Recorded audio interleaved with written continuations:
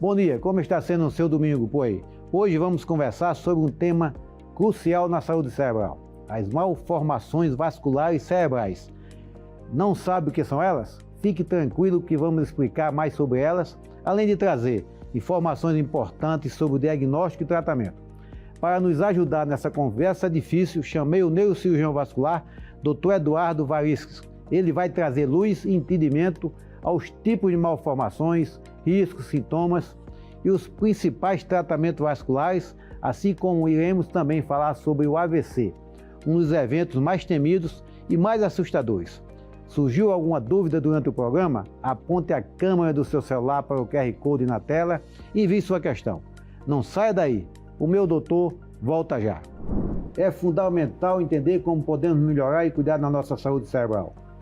Nesse programa de hoje, estaremos falando de malformações vasculares cerebrais, condições essas que podem permanecer ocultas, mas que infelizmente possuem o potencial de impactar drasticamente a vida de quem as possui, levando em casos mais graves a desenvolver o temido AVC ou derrame, como é conhecido popularmente. Para nos ajudar a navegar e entender melhor sobre isso, temos conosco o Dr. Eduardo Varisques, neurocirurgião vascular cerebral, que se especializou no tratamento de malformações vasculares cerebrais, incluindo aneurisma e malformações arteriovenosas, algumas das condições mais desafiadoras dentro de sua especialidade. É membro titular da Sociedade Brasileira de Neurocirurgia, membro titular da Sociedade Brasileira de Neuroradiologia Terapêutica, trabalha ativamente em Brasília, com foco nas doenças cerebrovasculares e possui uma atividade acadêmica constante com publicações em revistas nacionais e internacionais. Doutor Eduardo, obrigado por estar aqui neste domingo, disponibilizando um pouco do seu tempo para tratarmos desses assuntos importantes que assustam, derrame, AVC, essa coisa toda. Muito obrigado pelo convite, pela oportunidade, e em especial pela oportunidade de conscientização da população. Eu acho que isso é um papel interessante e importante de qualquer atividade médica, né? Então, trazer informações que façam com que a população em geral consigam perceber que podem estar sofrendo um processo vascular cerebral é importantíssimo. Perfeito. Eduardo, é importante a gente trazer aqui para as pessoas a importância dessas malformações vasculares cerebrais, como prevenir, como tratar, quais as mais comuns, né? Então explique aqui para a gente essa questão tão importante. O senhor falou uma coisa muito interessante logo na apresentação, que falou que são doenças silentes. Isso é um fato. Na maioria das doenças vasculares, elas têm um evento abrupto, seja ela para que faça um evento isquêmico, ou seja, que falta sangue no cérebro, ou que faça um evento hemorrágico, que algum vaso se rompe e faz um sangramento cerebral. A gente tem basicamente, quando a gente vai falar de doenças vasculares cerebrais, o desfecho principal são os AVCs. A gente tem basicamente dois tipos de AVCs, os AVCs isquêmicos e os AVCs hemorrágicos. A grande maioria deles são AVCs isquêmicos. A cada 10 AVCs que nós temos, 8 são isquêmicos, só 2 são hemorrágicos. E independente do tipo e da causa, ambos são extremamente graves do ponto de vista de mortalidade e de sequela, de morbidade, né? Quando a gente fala de doença, malformação vascular, a gente está tratando de todos os compartimentos vasculares do cérebro. Os arteriais, os capilares, microcirculação e os venosos. Então, para a gente começar a separar, a gente tem que separar em que compartimento a gente está trabalhando. Eduardo, e com relação à prevenção? Porque eu sou ginecologista, Perfeito. Então eu sei como fazer a prevenção do câncer de colo do útero, eu faço ali o Papa Nicolau, né? Fazer a prevenção do câncer de mama, eu peço a mamografia e tal. E para prevenir os AVCs, os derrames, como é que é isso? Tem algum exame específico periódico ou não? Dois pontos importantíssimos. Primeiro ponto é prevenção, né? A gente costuma falar que no consultório que a gente tem basicamente dois tipos de fatores de riscos. Os fatores de risco a gente chama de modificáveis, coisa que nós, população, indivíduo, consegue trabalhar e reduzir essa taxa de risco, e os não modificáveis. Infelizmente a gente tem fatores de risco que é inerente ao indivíduo, a etnia, sexo feminino para alguns casos, sexo masculino para outros casos, carga genética, histórico familiar. Mas dos modificáveis, eu elenco sempre 5 casos importantíssimos. Nosso campeão de bilheteria é o tabagismo, hipertensão arterial, diabetes e colesterol e o sedentarismo. Se cada um trabalhar evitando essas 5 questões, você já garante grande parte da sua proteção. Mas o diagnóstico uma malformação, eu preciso fazer uma tomografia, uma ressonância magnética cerebral para diagnosticar a malformação? Interessantíssimo. Ou só se tiver sintoma, cefaleia, tontura, desmaio? Interessantíssimo. A gente tem meios de conscientização de basicamente quase toda doença e especialidade na medicina. A gente tem uma semana do AVC. A gente tem uma semana do AVC. Então, a conscientização do AVC na população em geral é muito pequena. Infelizmente, por mais que nós, da sociedade, tenhamos trabalhando para que isso se modifique, a gente ainda não tem um protocolo bem definido de triagem.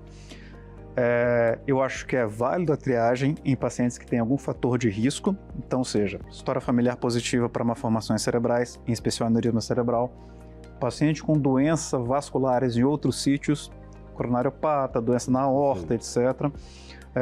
Paciente com esses 5 fatores de risco que eu acabei de mencionar que não estão bem controlados, tabagista, hipertenso, diabetes, e com a idade, né?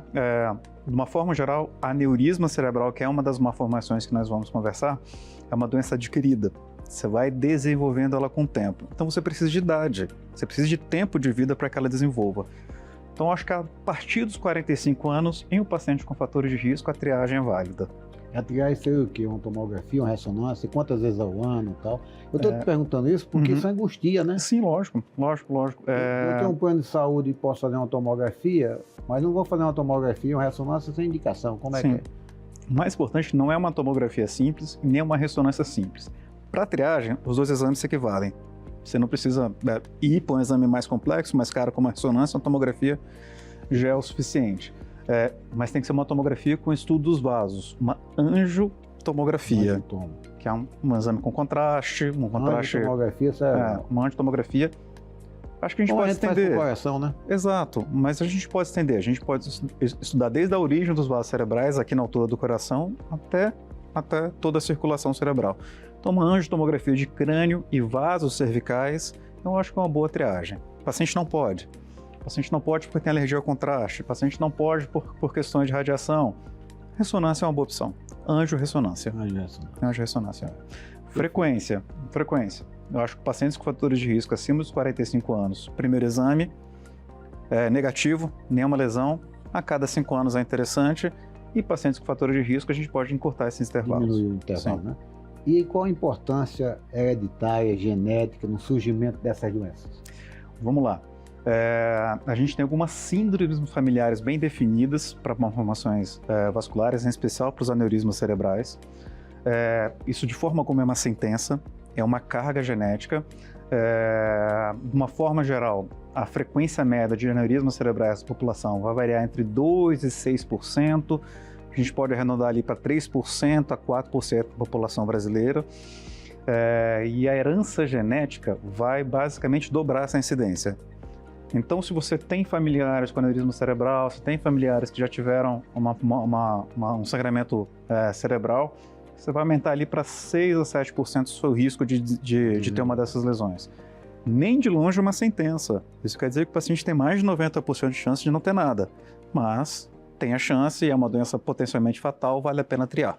Quando acontece com você, é 100%? 100%. Então, se você 100%. Tem informação genética, você tem toda esses instrumentos complementares, diagnósticos que você pode usar dentro ali de um planejamento do seu exame periódico, digamos assim. Sim. Eu tenho algumas famílias muito interessantes no consultório. Tem uma família que eu acompanho 7 pacientes da mesma família e tive que operar 4 desses, e tem uma família que eu acompanho 5 pacientes, tive que operar 3 deles. Então, história familiar é importante. Não é uma sentença, mas é importante. Não tenha dúvida que aí é se planejar, como tudo na vida, né? Sim.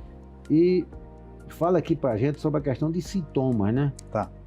Os sintomas, eles são insidiosos, eles se desenvolvem, se agravam ao longo do tempo, ou é aquele fenômeno da abrupto? O Gutenberg está bem, o Eduardo está bem, de repente tem um AVC. A palavra silente é uma palavra de regra para falar de doenças vasculares cerebrais, apesar dela não ser extremamente precisa.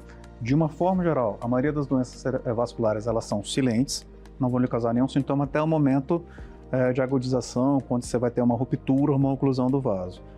A gente tem alguns estudos muito interessantes hoje na literatura médica que avalia pacientes com cefaleia crônica, tipo enxaquecosa, presença de aneurisma cerebral e tratamento dessa lesão. Nesse contexto, esse paciente que tratou, ele pode ter uma redução dessa cefaleia crônica dele, enxaquecosa, em 50%, algumas publicações falam em 90%. Eu acho 90% demais, mas 50%, 70% você pode ter uma melhora. O que a gente consegue inferir disso? Que existe uma relação. Então, o paciente pode estar sofrendo com uma cefaleia crônica, em especial com mudança do comportamento dela, se tornou mais frequente, se tornou mais intensa. Isso pode significar que essa lesão ou está se formando ou ela está progredindo. E alteração comportamental, irritação, agressividade? Tem uma malformação vascular. A gente está falando basicamente agora de lesões arteriais, mas tem uma malformação que mistura os dois compartimentos, vascular e venosa, arterial e venosa.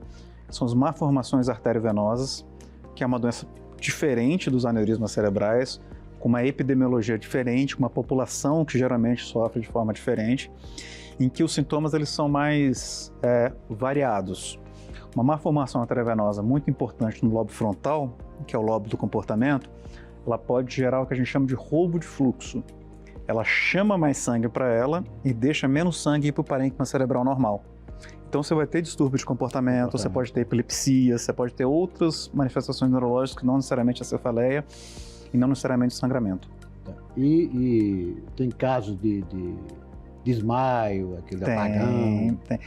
A síncope, né, o desmaio, a perda da consciência, ela é uma miríade de eventos, né? Origem cardiovascular, origem metabólica e origem cerebral. Uma crise epilética, não necessariamente convulsiva, ela pode se manifestar com uma síncope. Uma síncope sem nenhum abalo mioclônico, então pode ser. Pode ser. E a capacidade cognitiva? Pode ter perda de memória, esquecimento? Interessantíssimo. Uma formação arteriovenosa, de uma forma geral, é uma doença que se inicia nos começos dos anos de vida.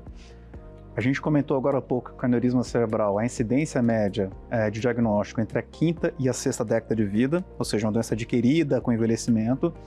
Já a malformação arteriovenosa, o diagnóstico médio dela é na 3ª década de vida, 30 anos.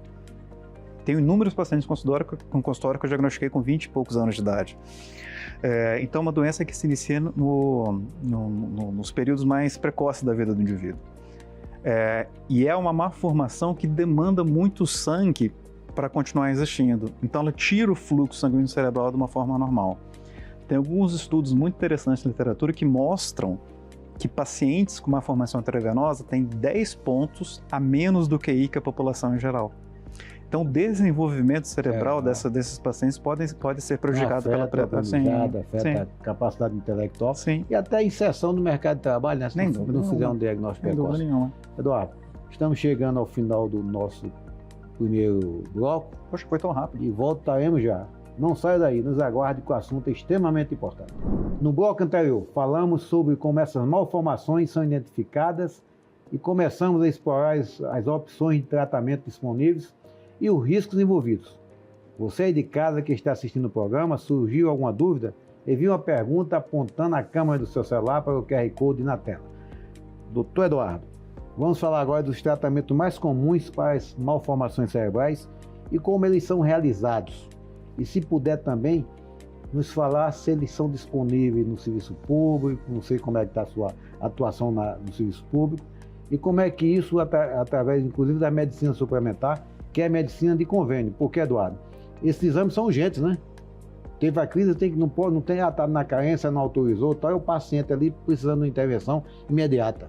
Perfeito. Como é que é isso? Qual o drama disso para o paciente e para a gente, para você que é médico, é cirurgião, fica naquela angústia.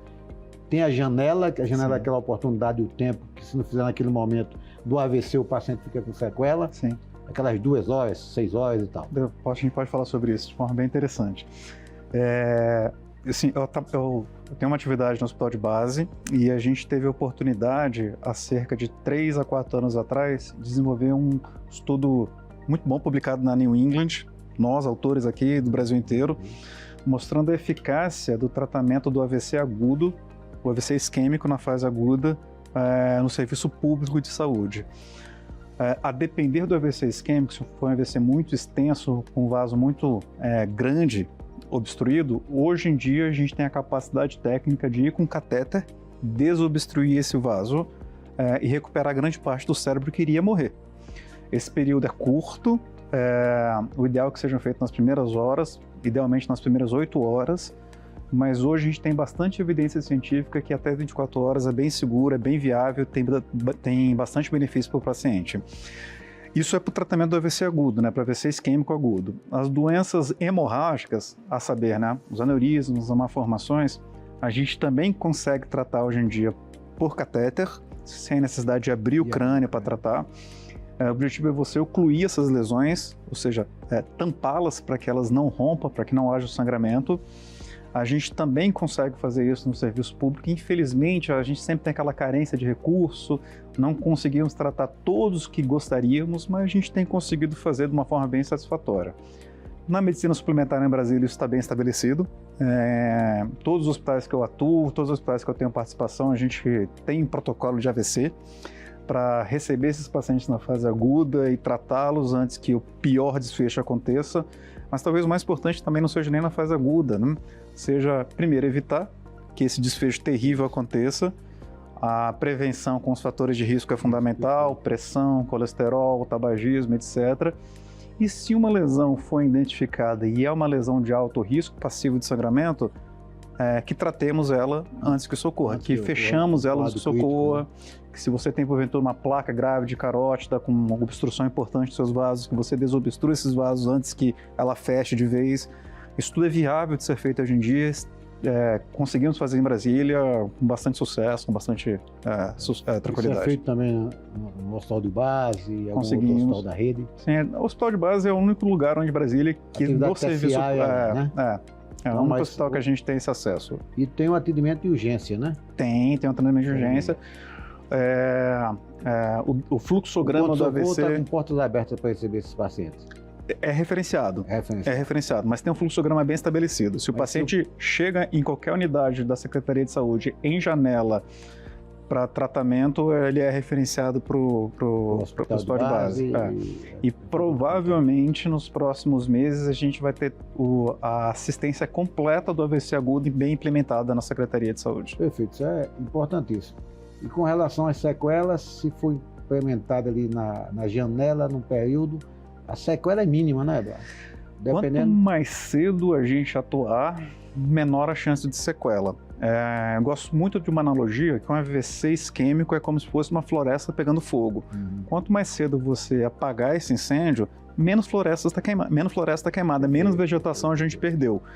Mesma coisa do AVC isquêmico. Quanto mais cedo a gente desobstruiu o vaso, mais cérebro a gente salvou, mais condições de reabilitação a gente salvou.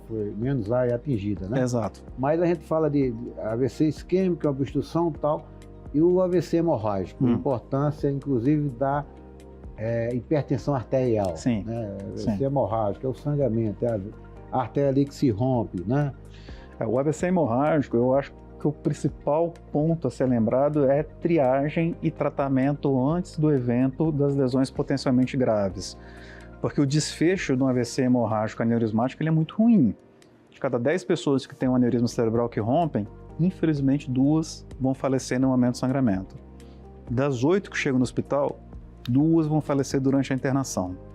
Das 6 que voltam para casa, só 2 voltam sem sequela. Então, com relação às doenças aneurismáticas, acho que a mensagem principal é triar.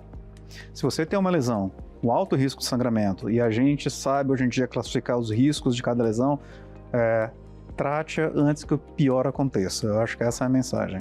E a importância do acompanhamento da hipertensão nesses casos do AVC hemorrágico? Pronto. Porque a hipertensão é de domínio público, o tratamento só naqueles casos de hipertensão maligna que tem dificuldade de tratamento, e aí cabe ao cidadão assumir a responsabilidade da prevenção. O mais grave para nós, sem dúvida nenhuma, são os picos pressóricos. Por incrível que pareça, um paciente para nós que tem aquela leve hipertensão constante, ele é muito mais seguro que aquele indivíduo que é normotenso e de vez em quando faz um pico pressórico. É nesse pico aí que rompe. Que é nesse pico que rompe. Mas independente de ser uma pressão arterial de pico pressórico constantemente alta, o tratamento é eficaz. Então, segmento com cardiologista, o tratamento é eficaz. E esses tratamentos das malformações deixam sequelas do próprio tratamento ou não? Tem riscos os tratamentos? Porque são tratamentos invasivos, Sim. né? A gente reduziu muito mudando da cirurgia aberta, da craniotomia, para a cirurgia minimamente invasiva por catéter. Perfeito. Mas quisera eu falar que qualquer intervenção não tem risco, né? O risco ela sempre vai existir. Hoje em dia, de uma forma geral, para aneurisma cerebral não roto, que não rompeu, a gente trabalha com uma taxa média de morbidade de procedimento em torno de 1,5% a 2%. Veja a redução, de 1,5% a 2%. Isso quer dizer que mais de 98% dos pacientes que vão ser submetidos a um tratamento endovascular de aneurisma cerebral vão sair exatamente como entraram. A gente diz que, costuma dizer, né? É comum entre a gente médico, paciente obeso com hipertensão, com diabetes, é um pré-infartado. Tá bom. Você já ouviu essa frase, né? Sim. Uhum. Fulano é um Sim. pré-infartado, ele é obeso, ele é hipertenso, ele é diabético e tal. A gente pode usar essa frase também para os acidentes cerebrais? Pode.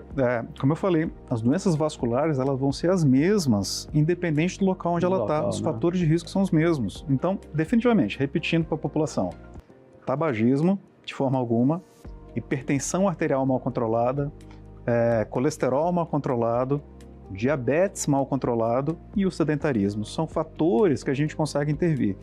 Dentro do diabetes e colesterol, tem alguns hábitos de vida que são importantes. Alimentação saudável, não abusar de bebida alcoólica. Então, moderação, né? Moderação. Perfeito. E qual o relacionamento entre os traumas cerebrais e surgimento de aneurismas, principalmente? A gente tem bem documentado aneurismas traumáticos, não é o mais frequente. De uma forma geral, a gente pode até dizer que são doenças independentes, mas um trauma pode sim lesionar uma artéria, essa artéria mal reparada, ela pode evoluir para uma doença aneurismática, mas são situações eventuais. Tem uma dissecção ali, né? Uma dissecção, mas são situações eventuais. E o evento, ele é abrupto ou é insidioso? Quando rompe? Quando tem a lesão. Tem um trauma, tem um trauma e ele vai desenvolvendo... Tem um trauma. Depende da lesão. Por exemplo, sexta-feira agora, curiosidade, eu tratei no hospital de base um rapaz que teve um acidente, fez uma dissecção na carótida e fez uma fístula carótida cavernosa, que é uma doença bem específica.